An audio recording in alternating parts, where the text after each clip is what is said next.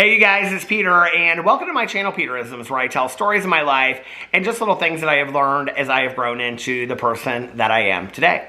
And today, let's just get right into the meditations. It is a beautiful day outside. It was 60 degrees earlier and blue skies. Literally, I'm looking up there right now, not a cloud in the sky. It is 6:22 right now. It's just been such a fantastic day. So let's get into the meditations. Let's start with, I forgot my reading glasses. Can I reach them? I can't reach them. Okay, let's start with a year of positive thinking. Today is March 3rd. Let's see what the world, the universe, our higher powers, whatever has to say to us today. It's very, very short, you guys. It's literally 2 sentences. March 3rd, cynicism. Cynicism is easy. It is simply judgment and fear. Choose curiosity instead.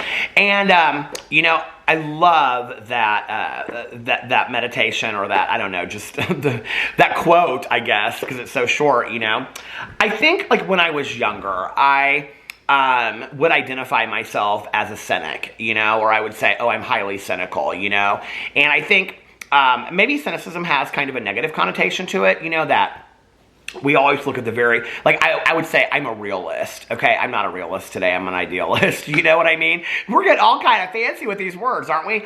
Basically what that means is I'm a dreamer, and I'm hopeful about the world, And that has been one thing that has really, really changed for me in allowing myself to be positive on a daily basis.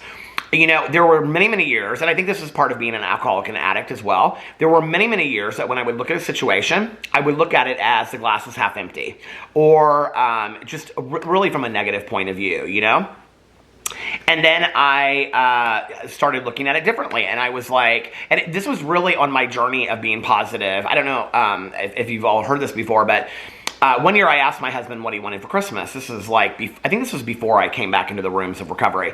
But he said, I said, what do you want for Christmas this year? And he said, because he would say, you're so negative all the time. You're so negative all the time. And I couldn't even really see it, like when you're in the middle of the forest, you can't even see it kind of thing. And I was like, I didn't want to be negative. Who wants to be negative? Who wants to be that, And, so I was like, okay, I'm going to have a dedicated effort to working on being really positive. Like every day that I wake up, I'm going to try really hard to be positive.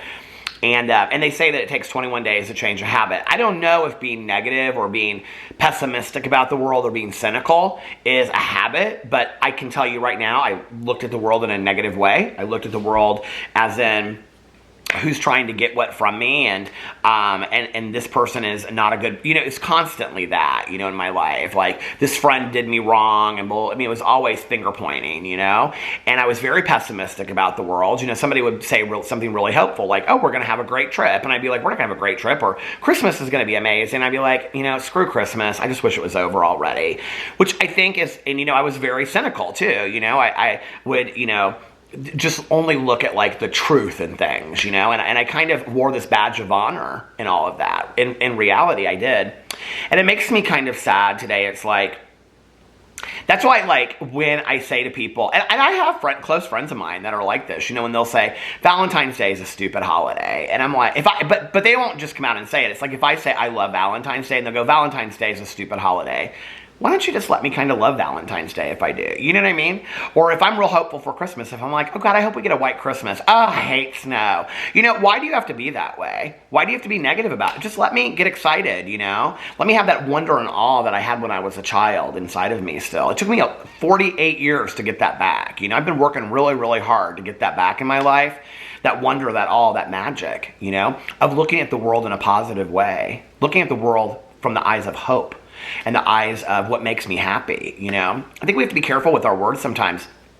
It's not just about, calling people names or putting them down or being condescending or being patronizing. Sometimes we do a lot of harm by just taking away people's hope or taking away their dreams, or saying to them, like, what their ideas are silly or foolish or stupid, And I think that we have to be very, very careful of that, I feel blessed because when I was growing up, my parents would whatever I wanted to do, whether it was a puppet show or make a fort or whatever, you know, or make a movie or write a book, no matter what it was. I mean, if I said I want to write a book, my mom would sit down with like a pad of paper and pens and be like, here you go. Let's make you a little writing area, you know? If I wanted to do a movie, no, they would not buy me a video camera. But my dad would say, why don't you start writing on the script? And, you know, I mean, they engaged, you know, me in having conversations about being hopeful and creative and positive about the world. You know, I can remember there was a time when I was a younger kid. I can't remember. I wasn't super, super young. But I had seen this movie called, I think it's called Stone Soup with Lucille Ball. I have a DVD. You can actually buy it on eBay. You probably can watch it anywhere now streaming, but I have a DVD copy of it in the basement. Maybe it's actually in the bedroom. This one might be actually in the bedroom. I really didn't think I'd be able to talk that long about 2 lines, but here I go. But anyway, I saw this movie called Stone Soup, and it was about a homeless woman. Lucille Ball played a homeless woman, and a social worker, I think she was a social worker or a reporter. She had to go undercover to be like homeless and see what it was like, and so she met Lucille Ball and was basically like, Lucille Ball like saved her from like guys like, you know, trying to hurt her and steal her stuff. And so she became friends with Lucille Ball, who was just kind of like, she played it so well. It was such a fantastic, I think it might have been one of her last roles, but she just was kind of like crabby and mean, you know. And I don't know what it was about that movie, but I became really, really inspired in like political activism about like homelessness in our country. And I probably at the time, you guys, I do have this letter downstairs somewhere. At the time, I could find out how long he was our senator because it was Senator Lugar. I wrote him a letter and I said, you know, like I'm very concerned about the homeless in downtown Indianapolis and what can we do for them and whatever. I was probably like in 5th or 6th grade, you guys, honestly, or maybe like 4th grade. I don't even know. And he wrote me a letter back and was like, thank you for your concern and you know these are things that make me concerned as well. And you know, my parents, I can remember when I wanted to do that, they like looked up the address. They found the address for me to write him. You know, they always were so encouraging of me. And I think so much of who I am today is as a result of me having 2 parents and a stepmother as well, and an aunt and an uncle and friends of my mother's and father's, you know, that were so encouraging, you know, of whatever I wanted to be. My dad and my mom were literally, well, my dad's still alive, but were literally the examples of be too much.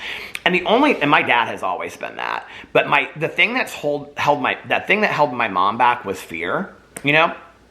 If she was with me, she was way too much. If she was with my aunt, my uncle, my cousin, way too much. If she was with her close friends, she was too much. You know what I mean? Like in a good way.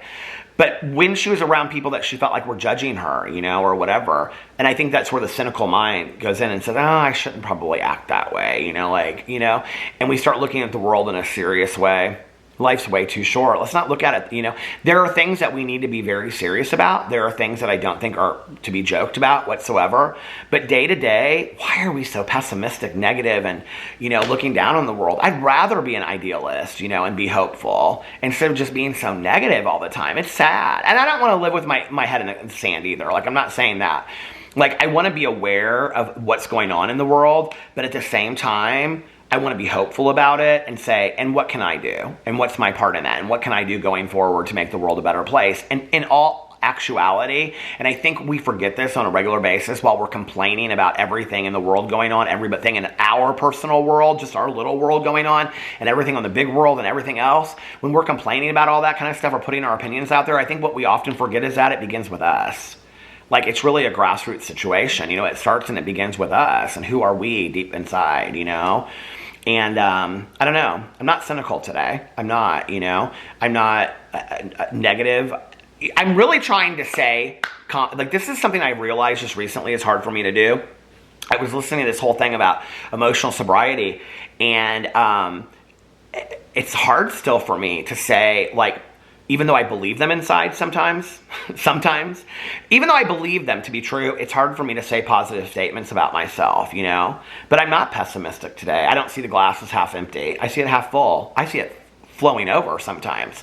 I'm a positive person. And if I'm not, I work very quickly on getting out of that today, you know? And something yesterday was funny, kind of set me off. And I was talking to Tanya about it. And it literally was like 5 minutes. I mean, like literally 5 minutes. I was sitting there and I started getting frustrated and I saw myself go like this and I stopped it and I was like, what's the solution? And it just very quickly, I worked through it and, you know, that was it. It was really quick. And I was like, oh my God, I have the ability to still push that pause button and not get too upset, you know, and I have to remember that. It's like, I have that today, that I can do that, you know, and I don't have to allow myself to get all upset about stuff and be so negative and it's the end of the world and blah, blah, blah, you know. I don't thrive there, and honestly, I'm not very successful there, and most importantly, I'm not helping the world be a more positive place when I'm all fired up in cynicism, negativity, and pessimism. I just am not, you know? I'd rather be full of hope, but that's just me. So anyway, I love you guys, and I will see you tomorrow. Bye.